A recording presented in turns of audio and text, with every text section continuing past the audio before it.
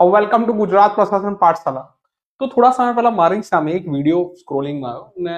આ વિડીયો છે ખેડા ગ્રાઉન્ડથી ને ખેડા ગ્રાઉન્ડથી આ મીર સાહેબ છે બી મીર સાહેબ એક મજબૂત કામ કરી રહ્યા છે। જ્યારે મેં વિડીયો દેખ્યો તમે બી દેખો,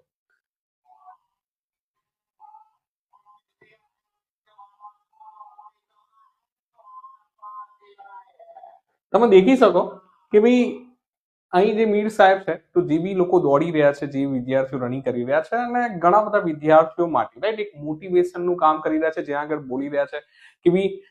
જે તમારા પિતા છે, તમારા માતા પિતા છે, તેઓ તમારી માટે જાગી રહ્યા છે ને એમના માટે તમારે દોડવાનું છે। અને જ્યારે આ પ્રકારના શબ્દો કોઈ રનિંગના સમયે બોલી રહ્યા તો જે તમારી સ્પીડ છે યા જો કદાચ તમે હાર માની રહ્યા છો, તમે ગીવઅપ કરી રહ્યા છો યા તમારો જે સમય આઈ થિંક મેં કમેન્ટ્સ માંથી અલગ અલગ વિડીયોઝમાં જ્યાં આગળ હતી તો ત્યાં આગળ કહેવામાં આવતું હતું જે વિદ્યાર્થીઓ ત્યાંના જે ખેડાના વિદ્યાર્થીઓ તો એમનું કહેવાનું હતું કે ભાઈ જે કામ એ લોકો 27 મિનિટમાં કરતા હતા તો બી સાહેબના જે શબ્દો છે એના બાદ જો આજથી બી જે સમય છે બી એમાં ઘટાડો થયો, સાથે સાથે જે સેકન્ડથી રહી ગયા હતા એવા ઘણા બધા વિદ્યાર્થી છે એમને લાભ થયો કે ભાઈ સાહેબના શબ્દો સાંભળીને એમના જુસ્સો આવ્યો તો મજબૂત કામ કરી રહ્યા છે। સાથે સાથે દેખો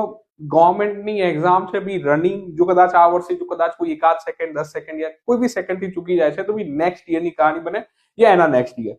તો લગભગ એક તો પહેલી પરીક્ષામાં પાસ કરવા માટે મદદરૂપ થઈ રહ્યા છે। તો બી જરૂર મીર સાહેબનો આભાર માનવો જોઈએ। અને ગુજરાતમાં તમે દેખો કે બી આ પ્રકારની રાઈટ કે જ્યારે પોલીસને મોટા ભાગમાં ક્રિટિસાઇઝ કરવામાં આવે છે તો બી એક કામ આવી કરી રહ્યા છે રાઈટ તો બી એમને એપ્રિસિએટ બી કરવામાં બી મીર સાહેબનું કામ જબરદસ્ત છે। જે બી વિદ્યાર્થી ખેડા ગ્રાઉન્ડમાં ગયા હોય તો જરૂર કમેન્ટ કરે કે બી શું હતી કહાની રાઈટ કે તમને કેવી રીતના હેલ્પફુલ થયા છે મીર સાહેબ। ચલો।